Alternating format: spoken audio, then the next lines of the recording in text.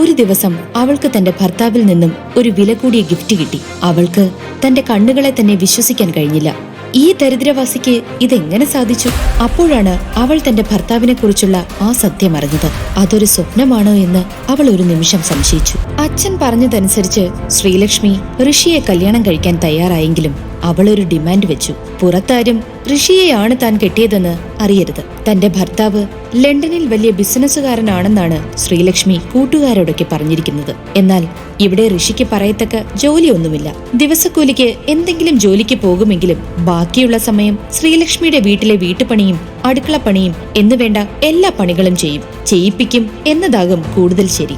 എന്ത് ചെയ്താലും ഒരു നന്ദി വാക്ക് പോലും ആരുടെ വായിൽ നിന്നും വരില്ല. ഒരു തെരുവ് പട്ടിയേക്കാൾ കഷ്ടമാണ് അവന്റെ ജീവിതം. അങ്ങനെ ഇരിക്കുമ്പോഴാണ് ന്യൂ ഇയർ വരുന്നത്. സാധാരണ ന്യൂ ഇയർ പോലുള്ള വിശേഷ ദിവസങ്ങളിൽ അവളുടെ കൂട്ടുകാരുടെ ഭർത്താക്കന്മാരൊക്കെ വളരെ വില കൂടിയ ഗിഫ്റ്റുകളാണ് ഭാര്യമാർക്ക് സമ്മാനിക്കുക. എല്ലാവരും കൂടി ഇരിക്കുമ്പോൾ ഇത്തരം ചർച്ചകളിൽ നിന്നും ശ്രീലക്ഷ്മി മാക്സിമം ഒഴിഞ്ഞു നിൽക്കും. എന്നാൽ ഇത്തവണ അവൾ അതിന് തയ്യാറല്ലായിരുന്നു. ഋഷി, ഈ ന്യൂ ഇയറിന് നീ എനിക്ക് എക്സ്പെൻസീവ് ആയ ഒരു ഗിഫ്റ്റ് തരണം. 5-10 രൂപയുടെ റോസാപ്പൂ അല്ല, കോടികൾ വില മതിക്കുന്ന ഒരു ഗിഫ്റ്റ്. അത് കണ്ട് എല്ലാവരും എന്നെ അസൂയയോടെ നോക്കണം. കോടിയോ? എന്റെ ശ്രീലു, ഞാൻ സ്വപ്നത്തിൽ പോലും ഇത്രയും വലിയൊരു തുക കേട്ടിട്ടില്ല. പിന്നെ എങ്ങനെ ഞാൻ അങ്ങനെ ഒരു ഗിഫ്റ്റ് വാങ്ങുന്നത്? അതിപ്പോഴാണോ നീ ആലോചിക്കുന്നത്? പിന്നെ എന്താലോചിച്ചാ കല്യാണം കഴിച്ചത്? ഇവിടെ അങ്ങ് സുഖിച്ച് ജീവിക്കാന്ന് കരുതിയോ? ഭർത്താക്കന്മാരാകുമ്പോ ഭാര്യമാരുടെ ആഗ്രഹങ്ങളൊക്കെ സാധിച്ചു കൊടുക്കണം. ഒരു ഭർത്താവിന്റെ കടമ പോലും മര്യാദയ്ക്ക് ചെയ്യാൻ പറ്റുന്നില്ലെങ്കിൽ പിന്നെ എന്തിനാ ഇവിടെ കടിച്ചു തൂങ്ങി നിൽക്കുന്നേ? ഇറങ്ങിപ്പോയിക്കൂടെ? അവൾ പറഞ്ഞതൊക്കെ അവന് നന്നായി കൊണ്ടിരുന്നു. വേറെ പ്രത്യേകിച്ചൊന്നും പറയാനില്ലാത്തതുകൊണ്ട് ഋഷി ഒരക്ഷരം മിണ്ടാതെ അവിടെ നിന്നും പോയി. പെട്ടെന്നൊരു ദിവസം രാവിലെ ഋഷി എങ്ങോട്ടോ ഒരുങ്ങിയിറങ്ങുന്നത് ശ്രീലക്ഷ്മിയും അമ്മയും ശ്രദ്ധിച്ചു. കുറെ സമയം കഴിഞ്ഞിട്ടും കാണാതായപ്പോൾ ശ്രീലക്ഷ്മിക്കും അമ്മയ്ക്കും ആകെ വെപ്രാളമായി. അമ്മേ, ഋഷി പോകുമ്പോ എന്തെങ്കിലും പറഞ്ഞിരുന്നോ? അവൻ ഇത് എവിടെ പോയി കിടക്കുക?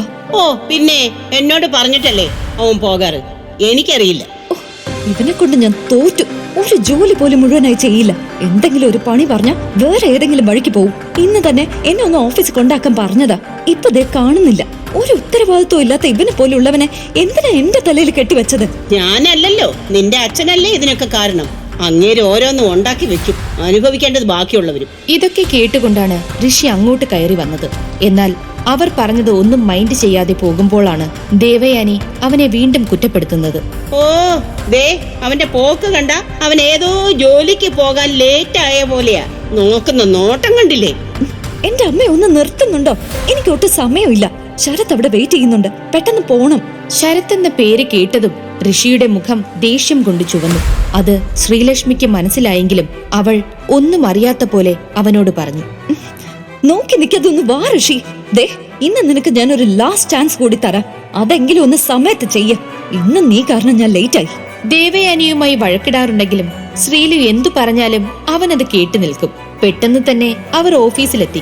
കാറിൽ നിന്ന് ഇറങ്ങുമ്പോൾ തന്നെ തന്റെ ഫയലുകളൊക്കെ എടുക്കാൻ ശ്രീലു ഋഷിയോട് പറഞ്ഞു.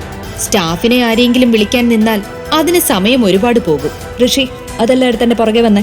ശ്രീലക്ഷ്മി തന്റെ മീറ്റിംഗ് കഴിഞ്ഞ് വീട്ടിലേക്ക് പോകാൻ ഇറങ്ങുകയായിരുന്നു. അപ്പോഴാണ് കഫേറ്റേരിയയുടെ അടുത്ത് 2 സ്റ്റാഫുകൾ അവളെയും ഋഷിയെയും കുറിച്ച് പറയുന്നത് ശ്രീലക്ഷ്മിയുടെ ശ്രദ്ധയിൽപ്പെട്ടത്.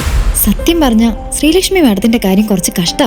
ഞാൻ കരുതിയത് കറക്റ്റ് 1 വർഷം ആകുമ്പോ മാഡം അയാളെ ഡിവോഴ്സ് ചെയ്യുന്ന. പക്ഷെ ഇത്രയും നാളായിട്ട് അതുണ്ടായില്ല. ഞാനൊക്കെ ആയിരുന്നെങ്കിൽ ഇതുപോലെ ഒരുത്തനെ വച്ചോണ്ടിരിക്കില്ല. ഇനി എന്തെങ്കിലും ട്രാപ്പിപ്പെട്ടതായിരിക്കോ? മാഡം ചെറുപ്പല്ലേ, ഇനിയും നല്ലൊരു ബന്ധം ഈസി ആയിട്ട് കിട്ടും. ശരത് സാറുമായിട്ട് നല്ല ചേർച്ചയാ. പിന്നെ വേറെന്തൊക്കെ കേൾക്കുന്നുണ്ട്. മാഡം വരുന്നു, മുണ്ടതിരിക്കും. ഓഫീസിൽ നടക്കുന്ന ഈ കാര്യങ്ങൾ കേട്ടപ്പോൾ ശ്രീലക്ഷ്മിക്ക് ഋഷിയോടുള്ള ദേഷ്യം കൂടി വന്നു. ശ്രീലക്ഷ്മി തിരിച്ചവളുടെ ക്യാബിനിലേക്ക് പോയി. അവളുടെ കണ്ണുകളും നിറഞ്ഞിരുന്നു. കൃത്യം 2 ദിവസം കഴിഞ്ഞ് ന്യൂ ഇയർ പാർട്ടിയുടെ തലേന്ന് ഋഷി ശ്രീലക്ഷ്മിയുടെ കയ്യിൽ ഒരു ഗിഫ്റ്റ് പാക്കറ്റ് കൊടുത്തു. വലിയ താല്പര്യത്തോടെ അല്ലെങ്കിലും അവൾ ആ പാക്കറ്റ് വാങ്ങിച്ചു തുറന്നു നോക്കി.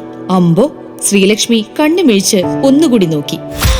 ഓ മൈ ഗുഡ്നസ്, ഇത് കിയ കമ്പനിയുടെ സ്പെഷ്യൽ ഫോൺ അല്ലേ? എനിക്കറിയാം, 3 കോടിയോളം രൂപ വരും ഇതിന്. നിനക്കിത് എവിടെ നിന്ന് കിട്ടി? ഓ, ഇത് ഒറിജിനൽ ഒന്നും അല്ലായിരിക്കും. അല്ല, അങ്ങനെയൊക്കെ കമ്പനി ഉണ്ടോ? ഇതപ്പോ ഡ്യൂപ്ലിക്കേറ്റ് ആവും. എന്റെ കയ്യിലുള്ള പൈസ കൊടുത്തപ്പോ ഇതാ കിട്ടിയത്. ശ്രീലക്ഷ്മി മുഖം വീർപ്പിച്ച് എന്തൊക്കെയോ പെരുപെരുത്ത് മുറിയിലെ അലമാരയിൽ കൊണ്ട് ഫോൺ വെച്ചു. എങ്കിലും അവൾക്കൊരു സംശയം. കിയ കമ്പനിയുടെ ഡ്യൂപ്ലിക്കേറ്റ് ഇത്രയും പെർഫെക്ഷനോടെ ഒരിക്കലും കിട്ടാൻ പോണില്ല. സത്യം അറിയാനായി പിറ്റേന്ന് തന്നെ ശ്രീലക്ഷ്മി ആ ഫോണുമായി അവരുടെ തന്നെ കമ്പനി ഷോറൂമിൽ പോയി. മാനേജർ രവി പെട്ടെന്ന് ആ ഫോണിലേക്കും അവളുടെ മുഖത്തേക്കും അത്ഭുതത്തോടെ നോക്കിക്കൊണ്ട് ചോദിച്ചു, ഹലോ മാഡം, ദേവേന്ദ്ര വർമ്മ മാഡത്തിന്റെ ആരാണ്? ദേവേന്ദ്ര വർമ്മയോ? ഇന്ദ്രപ്രസ്ഥം ഗ്രൂപ്പിന്റെ ഓണറിനെ കുറിച്ചാണോ ചോദിക്കുന്നത്?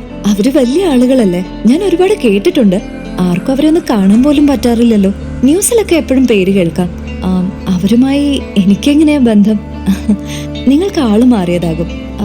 അത് പോട്ടെ, എന്താ അങ്ങനെ ചോദിച്ചത്? ഇതെന്തൊരു ചോദ്യമാ മാഡം, നിങ്ങളുടെ കയ്യിലുള്ള ഫോൺ കണ്ടല്ലേ അറിഞ്ഞൂടെ? ഇത് ഏറ്റവും പുതിയ മോഡലാണ്. ഗോൾഡ് ആണ് ഫുള്ള് കവർ ചെയ്തിരിക്കുന്നത്. പിന്നെ ഈ ഡിസൈനും ലോഗോയും കൂടി ഒരുമിച്ച് ഒരിക്കലും ഡ്യൂപ്ലിക്കേറ്റ് ഫോണിൽ കൊണ്ടുവരാൻ പറ്റില്ല. എനിക്ക് ഒരു സംശയവുമില്ല. ഇത്രയും വലിയ വിലയുള്ള ഫോൺ ഋഷിയുടെ കയ്യിൽ കിട്ടണമെങ്കിൽ ഒന്നെങ്കിൽ അവൻ ഒരു കോടീശ്വരനായിരിക്കണം, അല്ലെങ്കിൽ അവൻ ഇത് മോഷ്ടിച്ചതാകും. അല്ലെങ്കിൽ ഈ കോടികളൊക്കെ അവൻ എങ്ങനെ ഉണ്ടാക്കും? ഇനിയിപ്പോൾ അവൻ അത്ര വലിയ പണക്കാരനാണെങ്കിൽ ഭാര്യ വീട്ടിൽ ഇങ്ങനെ ആട്ടും തുപ്പും വാങ്ങി നരകിക്കേണ്ട കാര്യമുണ്ടോ? എന്തായിരിക്കും സത്യം? മുഴുവൻ കഥയും അറിയാനായി ഡൗൺലോഡ് ചെയ്യൂ പോക്കറ്റ് FM. കേൾക്കൂ Kodeeswaran. Download the app right now.